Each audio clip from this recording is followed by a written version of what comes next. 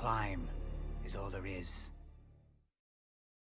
Et salut les fans de Game of Thrones. Le dimanche 2 avril, HBO a dévoilé non pas un, ni deux, mais 3 clips promotionnels pour l'ensemble de son programme en 2017. Cet ensemble de vidéos était tout simple puisqu'il s'agissait de reproduire l'intro de HBO. Je veux bien sûr parler de ça.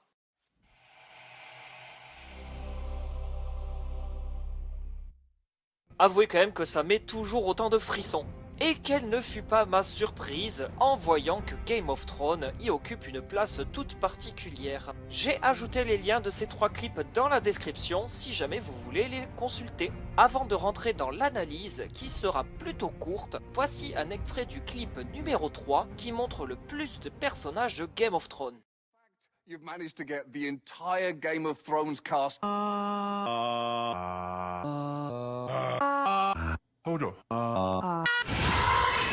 Hey, Jamie Lannister, make a noise with your mouth.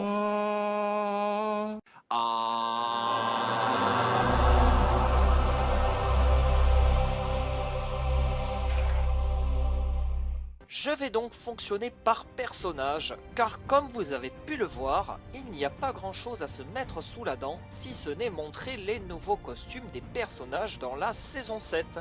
Tout d'abord, d'une manière générale, on peut constater que tous les personnages sont en noir, et cela est sans doute un indice qui sous-entend que cette saison sera sombre et noire, donc pas forcément très joyeuse. En même temps, vous me direz, c'est rarement le pays des bisounours à Westeros. Pour Daenerys, rien de nouveau à ajouter. On retrouve son costume divulgué dans le clip promotionnel numéro 1.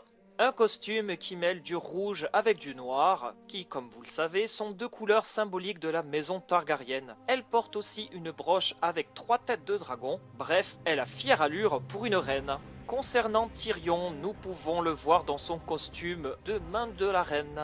La broche trône dignement sur ce costume noir avec quelques touches de bleu foncé. Un costume élégant qui impose le respect. Missandei, quant à elle, a aussi une broche avec 3 têtes de dragon. Un costume assez sombre qui tranche avec les habitudes du personnage. Nous retrouvons également Theon Greyjoy avec le même costume que lors de la saison 6. Une armure légère où est représenté l'emblème des Greyjoy, le tout mêlant du bleu foncé avec du marron. Sandor Clegane où le chien est lui aussi tout de noir vêtu. Est-ce que ce nouveau costume symbolise un gain d'importance au sein de la fraternité sans bannière? Peut-être. Mais le costume qui retient bien entendu le plus l'attention est celui d'Arya Stark. C'est sans doute le personnage qui a le costume le plus original de tout le lot dont nous disposons. Une cape en fourrure avec un superbe ensemble en cuir, accompagné bien entendu d'aiguilles. Un costume qui fait la part belle au côté garçon manqué d'Arya. Les couleurs marron et grises caractéristiques du nord et de la maison Stark semblent indiquer qu'elle est de retour chez elle à Winterfell. Bran Stark, quant à lui, est aussi vêtu de noir, mais la fourrure marron de loup laisse supposer qu'il est de retour à Winterfell. De plus, le fait que ses yeux soient blancs indique que l'on aura peut-être encore droit à des voyages dans le temps ou même des prises de contrôle d'esprit par Bran. Ensuite, Jon Snow qui reste très proche du costume qu'il s'est vu attribuer à la fin de la saison 6, mais également dans le clip promotionnel. Un mélange de cuir, fourrure et d'armure. Bref, un roi qui a fière allure. Sansa Stark semble reprendre le même costume que dans la précédente saison, toujours en conservant les inspirations Stark. Le loup brodé laisse maintenant place à un médaillon qui rappelle celui qu'elle portait dans la saison 5. De son côté, Brienne porte un costume qui fait écho à celui de Sansa. Une fourrure et du noir, sans doute un indice qui annonce qu'elle va continuer à servir Sansa dans la saison 7. Puis vient le tour de Davos et écoutez, je n'ai rien à dire à son sujet car il n'a tout bonnement pas changé d'un poil. Il en va de même pour Tormund qui conserve son look de sauvageon. Enfin, nous arrivons à Cersei qui conserve son costume dévoilé dans l'épisode 10 de la saison 6. Un vêtement noir avec quelques touches de gris, sans oublier les épaulettes et le tour de cou en métal gravé avec les têtes de lion.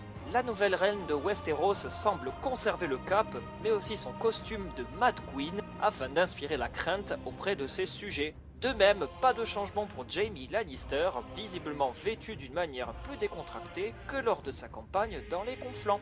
Et j'ai failli oublier Varys qui conserve lui aussi le costume que nous avons pu apercevoir lors de l'épisode 10 de la saison 6. Et enfin, en bonus, le clip promotionnel se permet même d'inclure Hodor dans ces quelques images. Certains se sont enflammés en pensant qu'il s'agit là d'une annonce quant à un possible retour du sympathique géant dans un flashback, voire même dans une version zombifiée. Personnellement, je n'y crois pas, car pour moi, l'ajout d'Hodor dans ce clip reste avant tout une petite farce bien placée, puisque comme je vous l'ai dit en tout début, ce clip a été diffusé entre le 1 et le 2 avril. Comme vous pouvez le voir, on ne peut pas tirer grand chose de ces quelques images, si brèves soient-elles, même si elles semblent quand même indiquer un ton sombre et froid dans cette saison. L'ensemble des personnages évoluant au nord portent des vêtements plus chauds que par le passé, ce qui semble indiquer que l'hiver est là et qu'il sera rude, voire même plus dangereux que jamais. Voilà grosso modo ce que je pouvais dire sur cet ensemble promotionnel. Donnez-moi votre avis dans les commentaires si vous pensez que mon analyse et mes quelques suppositions vous paraissent fondées ou trop tirées par les cheveux. On se retrouve la prochaine fois pour une nouvelle vidéo. D'ici là, portez-vous bien et à la prochaine. Salut!